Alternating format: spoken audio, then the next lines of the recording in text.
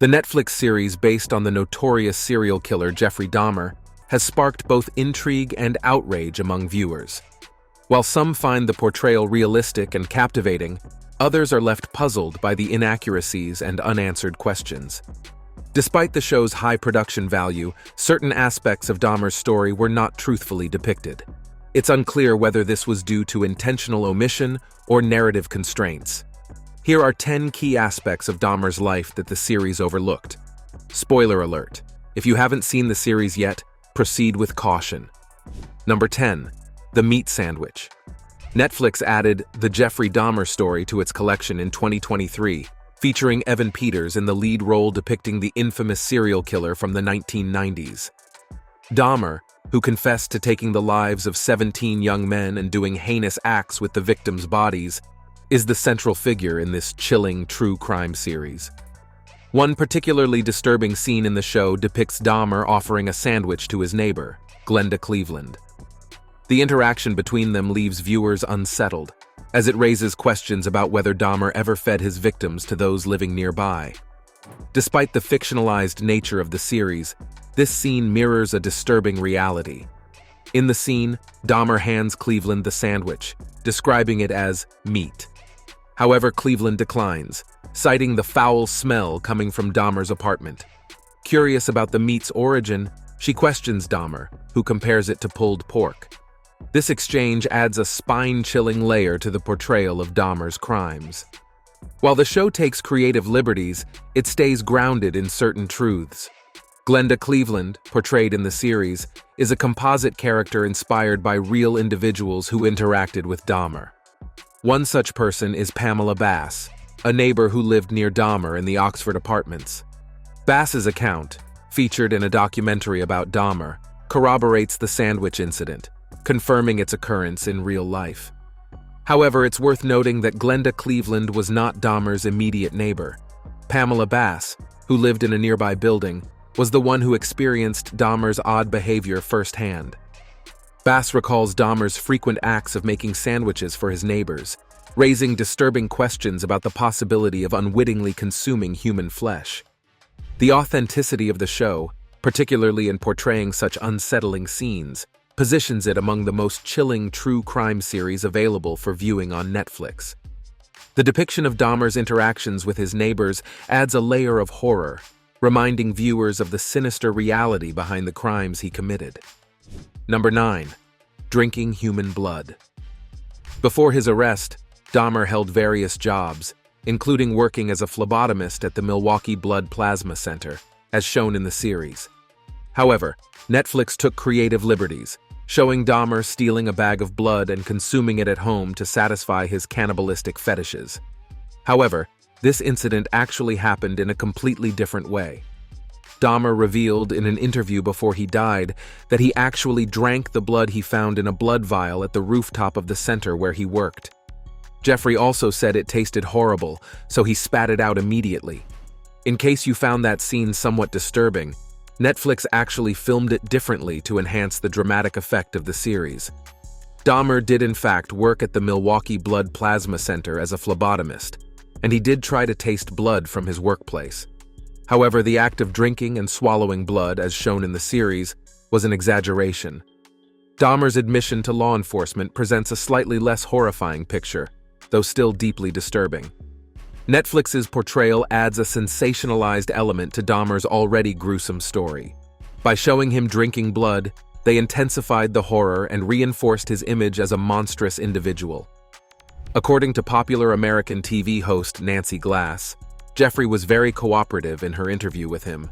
He didn't hold back anything and spoke in detail about taking the lives of different individuals, which for a convict is kind of weird. Number 8. Glenda Cleveland, the unsung hero. The true story behind the police encounter with Jeffrey Dahmer and Conorak Synthosamphone, as depicted in Monster: The Jeffrey Dahmer Story, is both chilling and tragic. Glenda Cleveland, although not residing in the exact apartment depicted in the series, lived nearby and witnessed Dahmer's disturbing behavior firsthand.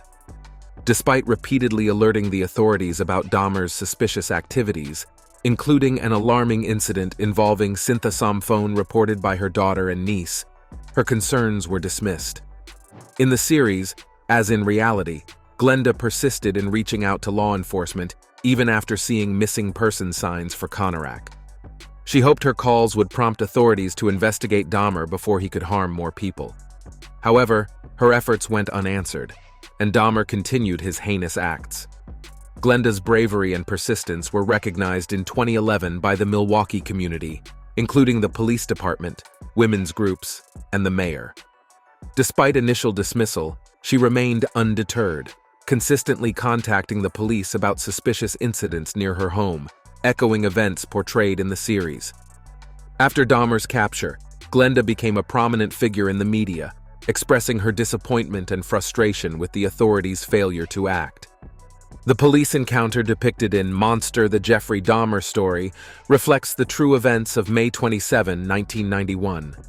Sandra Smith and Nicole Childress discovered synthesophone outside Dahmer's apartment and immediately called the police.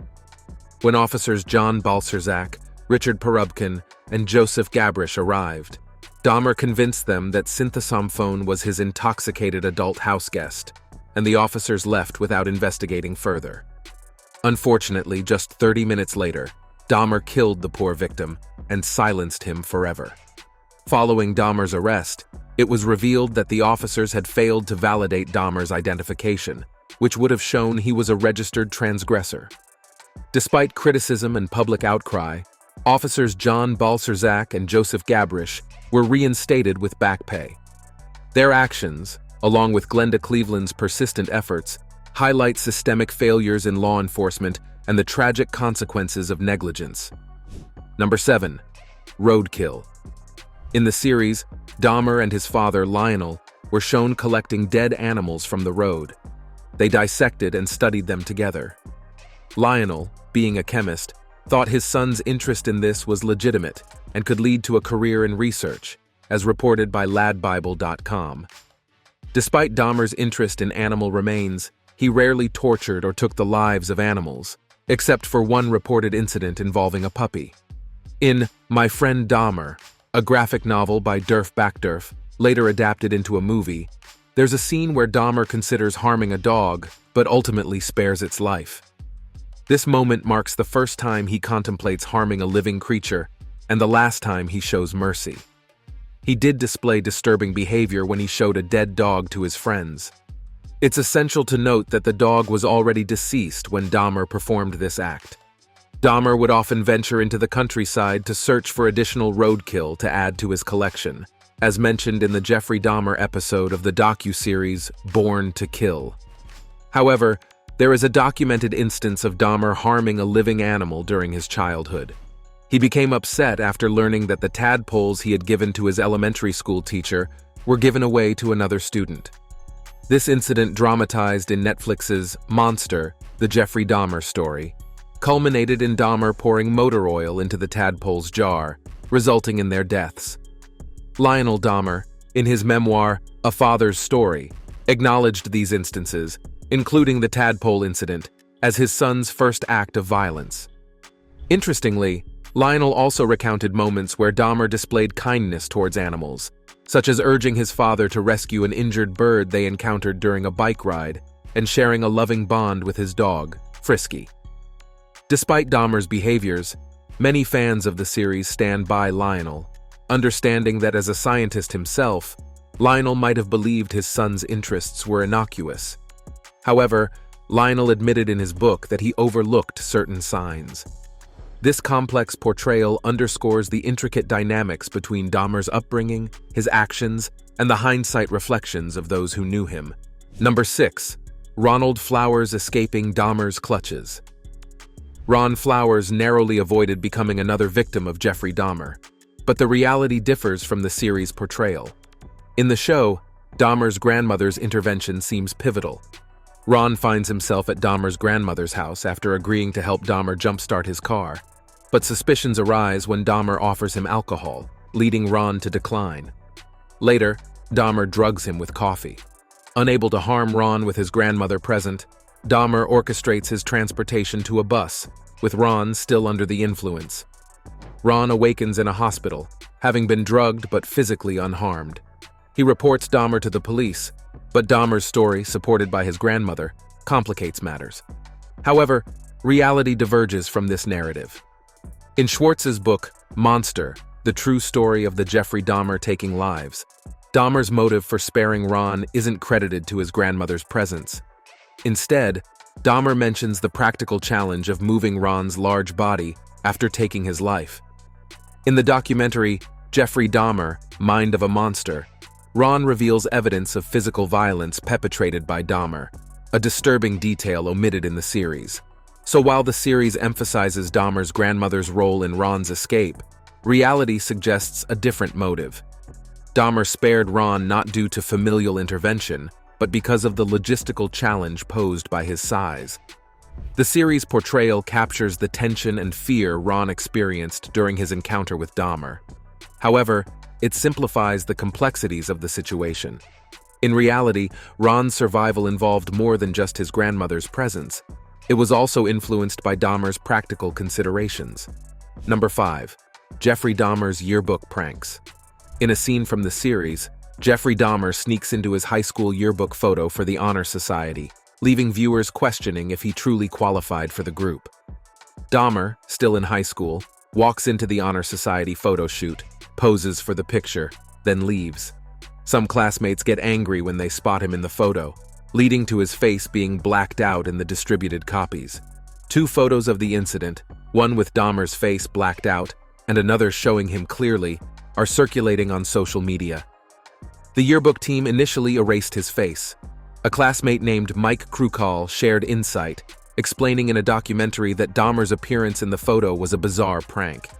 In a TikTok video, a user flips through the 1978 yearbook, revealing Dahmer's class picture before showing the blacked-out Honor Society photo. Contrary to speculation, Dahmer was not a member of the Honor Society. His academic performance varied from A's to D's. The series depicts him struggling to find direction after graduation. Krukal discussed the irony of Dahmer's prank in the documentary, revealing that he wasn't academically eligible for the group, but managed to sneak into the photo. Dahmer's photobombing wasn't a one-time thing. He pulled the prank twice, once as a junior and again in his senior year.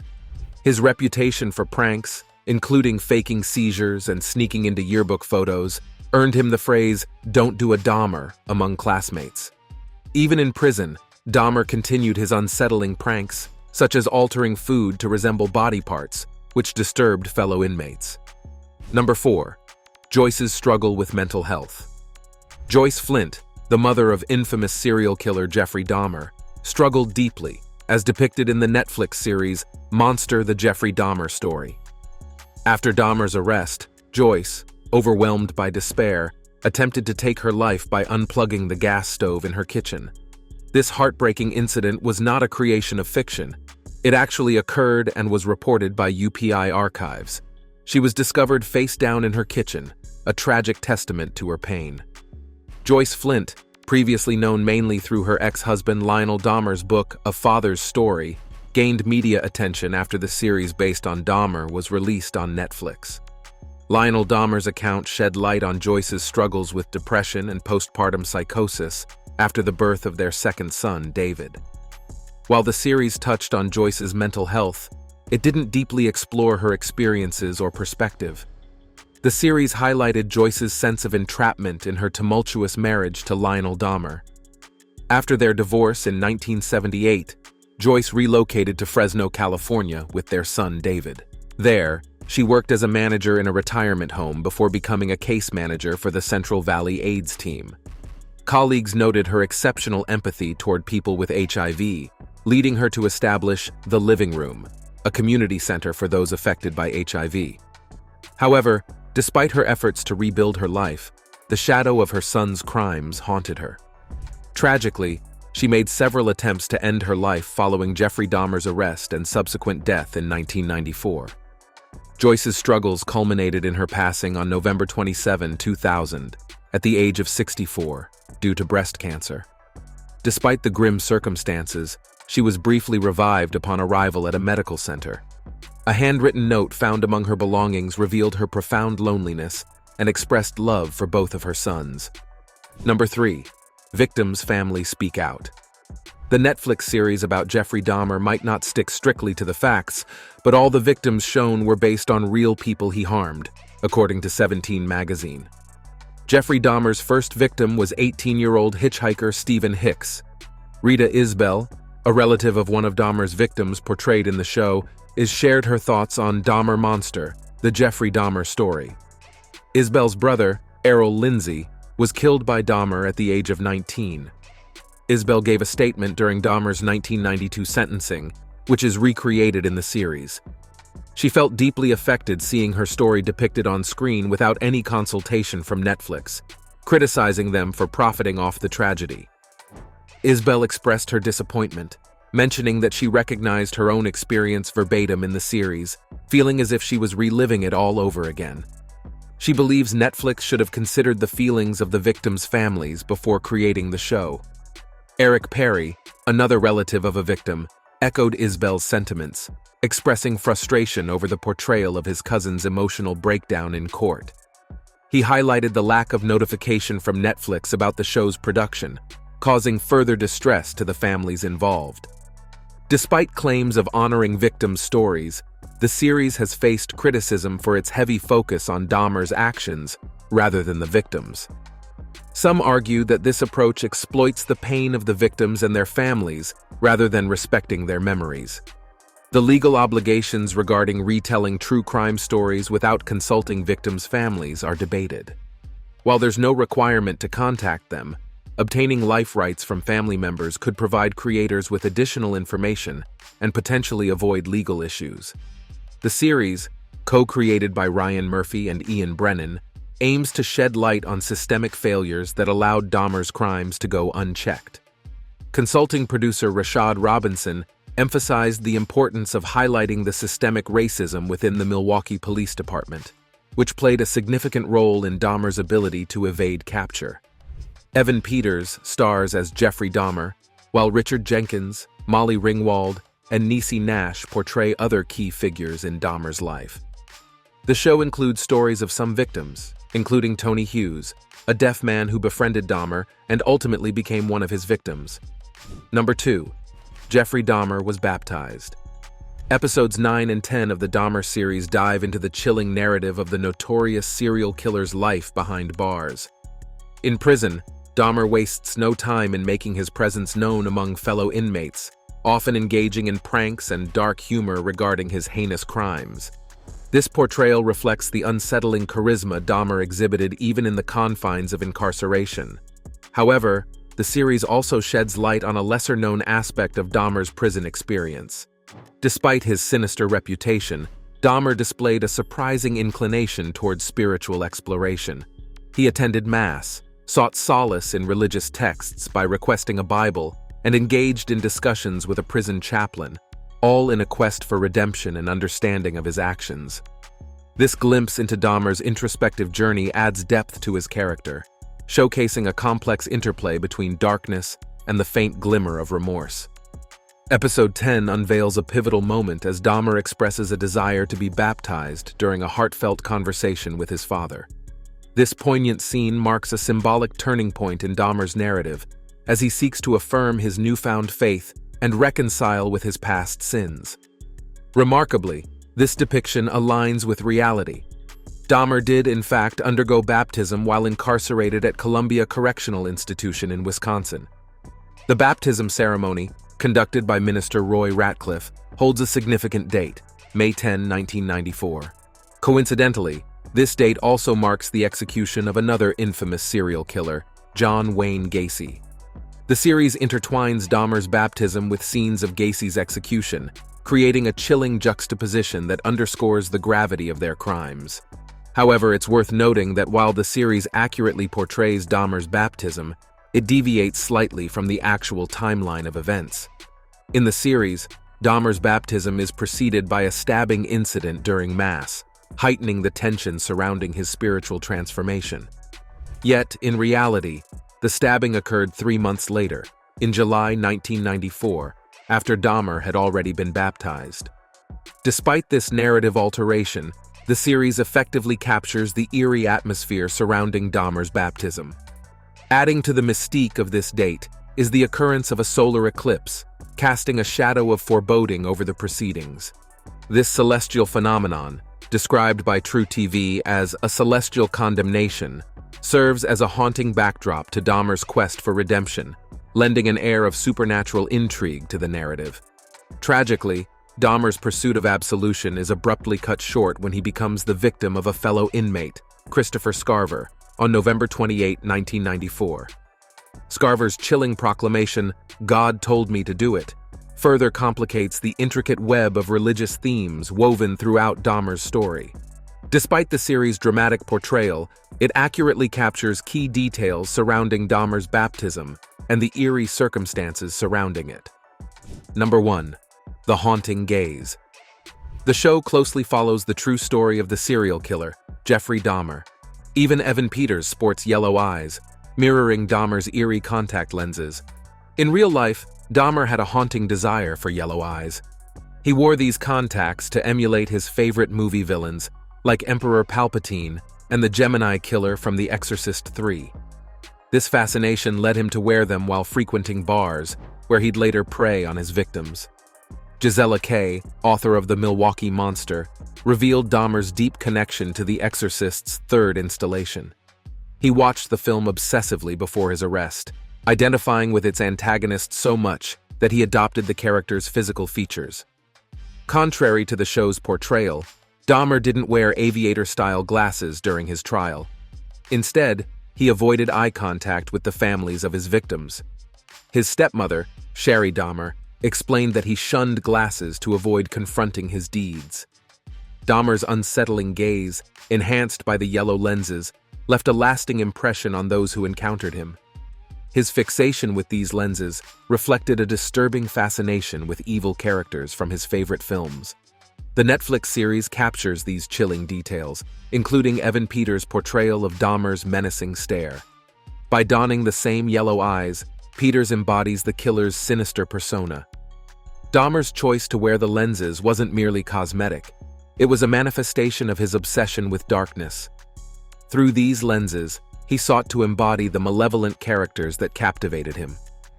The show accurately depicts Dahmer's unsettling appearance, down to the smallest details. Evan Peters' portrayal, complete with yellow eyes, provides viewers with a glimpse into the killer's twisted psyche. Despite the show's faithfulness to the case, it takes creative liberties with certain aspects. Dahmer's courtroom attire, for instance, differs from his real-life appearance, showcasing his reluctance to confront the consequences of his actions. Thank you for watching and see you in the next video.